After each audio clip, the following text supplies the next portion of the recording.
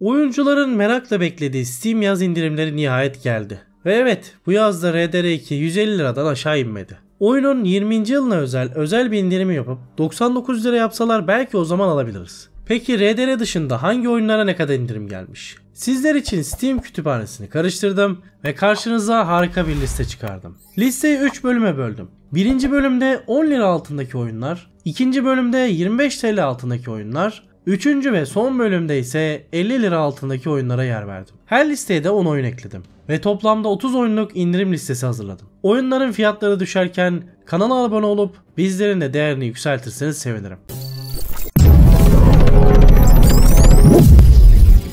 10 lira altındaki oyunlar. Borderlands 2. Yanlış bilmiyorsam Epic Borderlands serisini sırayla bedava verdi. Ama o fırsatı kaçıran arkadaşlarımız varsa sağ olsun Steam'de güzel bir indirim yaparak 31 liradan 8 liraya indirmiş. Evet, fiyatlarda küsürleri okumayı sevmiyorum. Hem tek başınıza da hem arkadaşlarınızla da girip eğlenebileceğiniz başarılı bir looter shooter FPS oyunu. Don't Starve Together. Son dönemlerde ismini çok duysak da aslında 2016 yılında çıkış yapan Together Online hayatta kalma oyunu. Grafik tasarımıyla dikkatleri üzerine çeken oyun, oynanışıyla de sizleri keyifli saatler geçirebilecek bir alternatif. Arkadaşlarınıza girmenizi şiddetle tavsiye ederiz. 24 liradan 8 liraya indi. Güzel fiyat. Flatout 2. Bildiğiniz yarış oyunlarını unutun. Flatout 2 hızlı ve eğlenceli oynanışıyla tam kafa dağıtmalı, vurmalı, kırmalı arcade türünde bir yarış oyunu. Oyun içinde farklı mekaniklerle yarış oyunlarına güzel bir renk katmışlar. Fiyat olarak da bayağı bir indirime girmiş. 18 liradan 4 liraya düşmüş. Daha ne olsun. Grim Dawn. Daha önceki listelerde de bahsetmiştim. Belki oradan hatırlarsınız. Alternatif bir Diablo oyunu arayanlar kesinlikle bakması gerek. Eski Diablo oyunları Game Pass'e gelene kadar Grim ile Diablo açtığınızı bastırabilirsiniz. Tam bir fiyat performans ürünü olan Grim 40 liradan 8 liraya düştü. Prince of Persia: The Sands of Time. Ubisoft'un arada yaptığı güzel oyunlardan bir tanesidir. Üzerinden yıllar geçmiş olsa bile hem grafik olarak hem de oynanış olarak oynanabilir olması, fiyatının da 45 liradan 9 liraya düşmesi listeye girmesi için yeter de artar bile. Rise Son of Rome. Crytek'in teknoloji demosu yaftası dediği, hayran bırakan grafikleri ve çevre atmosferiyle insanı büyülese de oynanışın ve düşman çeşitliliğini tekrar etmesi büyük bir hayal kırıklığı yaratmıştı. Ama 19 liradan 5 liraya düşmesi tüm bunları görmezden gelmemize yardımcı olur. 5 liraya her türlü oynanır. Stalker: Shadow of the Chernobyl. Hayatta kalma hikaye odaklı RPG oyunları arasında her zaman kendisine yer bulmuştur Stalker. Bu listede de olmazsa ayıp olurdu. Düşük sistem olmasının yanında da düşük bütçeli olması da gayet güzel. 33 liradan 10 liraya düştü. Devam oyunu gelmeden girin, bitirin, sömürün. Shadow Warrior 2. Boşver RPG'yi, saatlerce yazı okumayı, bize vurdulu kırdılı oyun söyle derseniz Shadow Warrior 2 tam aradığınız oyun. Farklı oyun mekanikleri, güzel atmosferi ve kaliteli grafikleriyle hala oynanabilir oyunlar arasında. 59 liradan 9 liraya inmesi de pastanın üstündeki çilek olmuş. Specks of the Line. Bu oyunu oynamayan varsa kapatsın videoyu, gitsin önce bu oyunu oynasın. Ya da dur videoyu bitir sonra oynarsın. Ama muhakkak oyna. Savaşlarda kazananın olmadığını en sert şekilde insanlara gösteren harika bir oyundu. Hikaye, atmosfer, anlatım, ya anlatılmaz bu oyun ya. 50 liradan 10 liraya düştü. Oynamamak için artık hiçbir sebebiniz yok. Tomb Raider GOTY. Geldik 10 lira altı son oyunumuza. Büyüğünden küçüğüne hemen hemen herkesin bildiği bir isim olan Tomb Raider'ın 2013 yılında çıkan oyununun DLC paketlerinin bir arada bulunduğu GOTY paketi 93 lira gibi bir fiyattan 8 liraya düştü. Daha ne olsun. 25 lira altı oyunlar. Call of Duty 4 Modern Warfare. FPS oyunları arasında Call of Duty her zaman özel bir yerde olmuştur. Modern Warfare serisiyle de bu konumunu çok daha sağlamlamıştır. Belki de en iyi Modern Warfare oyunu bu değildir ama serinin başlangıcı olması sebebiyle özel bir değeri vardır. 49 liradan 25 liraya inmiş ki Activision firması için güzel bir indirim kesinlikle alınır. Kriegs. Çok bilindik oyunlardan gittik. Artık biraz bağımsız kenarda köşede kalmış oyunlardan bahsetme zamanı. Kriegs atmosferi ve hikayesi dikkatleri üzerine çekmeyi başardı. Platform bulmaca oyun olmasına rağmen gayet başarılı bir grafik tasarımı kullanması beni kendine hayran bıraktı. 61 liradan da 21 liraya inmesi ucuz oyun severleri mutlu etmiştir. Bu fiyata bu oyun kesinlikle deneyimlenmeli. Cuphead. Zorluğu ile Souls-like oyunlara kafa tutan Cuphead'i oynamadıysanız indirim döneminde değerlendirmek isteyebilirsiniz. Harika çizimleriyle çok tatlı gözükse de oynanış zorluğu ile saç baş yoldurtuyor. Eğer benim için zorluk bir şey değil, ben neler oynadım diyorsanız 31 liradan 22 liraya düştü. Merak edenler bakabilir. Bölüm tasarımları baya iyidir, haberiniz olsun. Doom 2016. Game Pass'te olmayan tek Doom oyunu. Evet, ben de başta nasıl ya falan dedim ama garip bir şekilde tüm Doom oyunları Game Pass'te var. Ama bu yok. Lan çok iddialı konuştuk, acaba başka Doom oyunu var mı Game Pass'te olmayan? Neyse, Doom 2016 bana göre hala serinin en iyi oyunu. 99 lira gibi bir bayağı bir yüksek fiyattan 25 liraya düştü ki bence kaçırılmaması gereken fırsatlardan biri.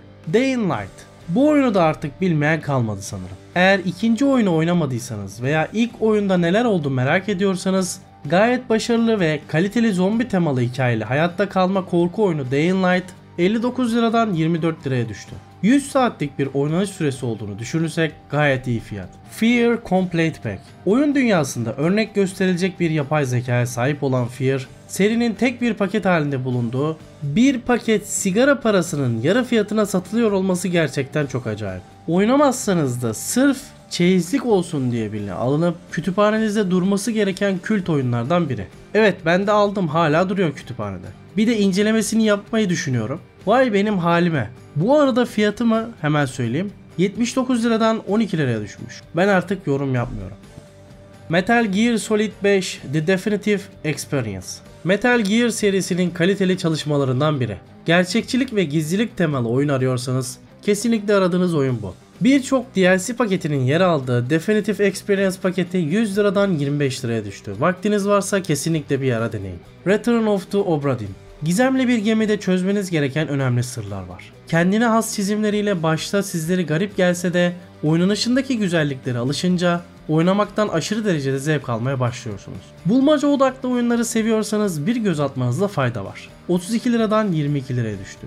Spellforce 3 Reforced. Gerçek zamanlı strateji oyun oynayanlara farklı bir oyun tavsiyesi. Oyun dünyası için çok büyük bir yenilik getirmemiş olsa da oynayanları bir süreye kadar eğlendirmeyi başarıyor. 89 liradan 22 liraya düşmüşken kesinlikle değerlendirilebilir. Eğer bu türü çok sevmiyorsanız bu oyun size göre değil, haberiniz olsun. Tommy Klein Sprint Cell Blacklist. Sprint Cell serisi bana göre oynanabilir en iyi oyunu. Ne çok gerçekçi ne çok arcade. Gizlilik oyunu oynamak isteyen ama çok da zorlanmaya gelemeyenler için tam aranan kan. Oyunun bir bölümünün de İstanbul'da geçtiğini 250. kez hatırlatmakta fayda var diye düşünüyorum. Kaç para olduğunu da yazsaydın iyiydi Necmettin Bey kardeşim. 50 lira altı oyunlar. A Plague Tale Innocence. Neredeyse her liste videoma yazdığım oyunlardan bir tanesi. Oynadığım en iyi bağımsız oyunlar listesinin zirvesi. Devam oyunu da geliyor ki benim için gerçekten inanılmaz bir mutluluk bu. Oynanışıyla bir tık sığ dursa da hikayesi ve atmosferiyle kesinlikle unutamayacağınız bir deneyim sizleri bekliyor. 250 lira gibi abartılı bir fiyattan 50 lira gibi makul fiyata indi. Bu arada devam oyunu Steam'de 550 lira olsa da ilk gün Game Pass'e gelecek, haberiniz olsun. Bu arada 550 ne lan? Callisto Protokol'ü 92 liradan aldım. Baldo The Guardians Oath. Bağımsız oyunlardan devam. Aksiyon macera rol yapma oyunu olan Baldo beni en çok çizimleriyle etkiledi. Sanki bir oyunun değil masalın içindeymişiz gibi farklı duygular hissettim. Çok fazla sürmeyen oynanış süresiyle tam benim istediğim türden bir oyun olmuş. 40 liradan 28 liraya inmiş. Bağımsız oyun oynamayı sevenler bakabilir. Beyond Two Souls. İnteraktif oyunların hala günümüzde oyun mu değil mi tartışması sürerken bu tartışmaların uzağında Beyond Two Souls oynanmayı bekleyen harika bir oyun olarak sizleri bekliyor. Seçimleriniz sonuçları görmeye hazır mısınız? 70 liradan 35 liraya düşmüş. Düşünmeden alın, oynayın. Bu arada isterseniz Heavy Rain'e de bakabilirsiniz. O da aynı fiyatta. Call of Duty Black Ops 2. Listemizin sanırım ikinci Call of Duty oyunu. Bana oyunu anlattırmayın. Bildiğiniz Call of Duty oyununun Black Ops serisinin ikinci oyunu.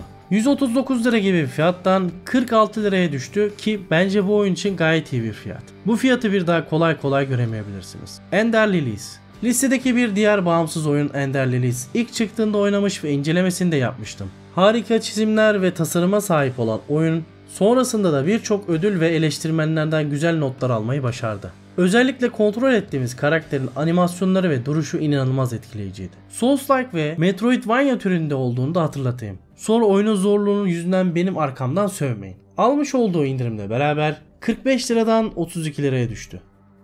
Green Hell. Hayatta kalma oyunları arasında yine bayağı bir ses getiren oyunlardan biri de Green Hell oldu. Özellikle oyunun genel temasının dikkat çekici olması, Amazon ormanlarının ortamının güzel bir şekilde işlenmesi oyunun öne çıkan farklılıklarından biri. Grafikler ve oynanış gayet güzel. Fiyatı da 40 liradan 28 liraya düştü. L.A. Noire. Büyük bir ihtimal Rockstar'ın bile yaptığını unuttuğu oyun olan dedektif temeli oyunu oynayanların büyük beğenisini almıştı. Eğer Rockstar'ın kenarda kıyıda kalmış ama kalitesinden hiçbir şey kaybetmemiş oyununu almak isterseniz gayet iyi bir indirime girdiğini hatırlatmak isterim. 114 liradan 43 liraya düşmüş. Dediğim gibi bu tür oyunları seviyorsanız alın dursun kenarda. Martha is Dead. Ekonomik durumlar ortada. Herkesin psikolojisi bozulacak. Ondan dolayı bu oyunu önermem ne kadar doğru olur bilmiyorum. Ama psikolojik gerilim tarzında oyunları seviyorsanız bu oyuna bakabilirsiniz. Ölen bir kadının cinayetini çözdüğümüz bu oyunda olaylar içinden çıkılmaz bir hale gelir.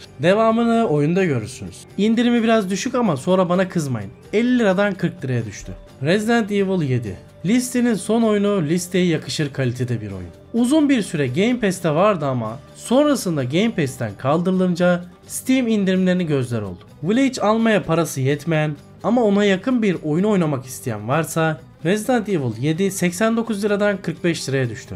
Böylece uzunca bir listede bitmiş oldu. Ama ben listeye Witcher koymadan bir indirip listesini bitirir miyim? Bitirmem. Evet, The Witcher 3 ve 2 genişleme paketinin olduğu Game of the Year Edition paketi 75 liradan 15 liraya düştü. Ulan şu oyun 15 lira ne diyeyim ya. Bir indirim listesinin daha sonuna geldik. Sizler de indirim döneminde almayı düşündüğünüz oyunları fiyatlarıyla beraber yorumlar kısmına yazarsanız diğer arkadaşlara da yardımcı olmuş olursunuz. Bu arada listedeki dikkatinizi çeken oyunları da yazmayı unutmayın. Bu haftalık da benden bu kadar. Hem bizleri desteklemek hem de motivasyonumuzu yükseltmek için kanala abone olmayı ve yorum yapmayı, Discord sunucumuza da gelip sohbetimize katılmayı ve son olarak da açıklamalar kısmında linkini bulabileceğiniz podcastlerimizi dinlemeyi unutmayın. Unutmayın ki oyunlar öznel bir nesnedir. Kişiden kişiye farklılık göstermesi de gayet doğaldır. Bir sonraki videoda görüşünceye kadar oyunla kalın.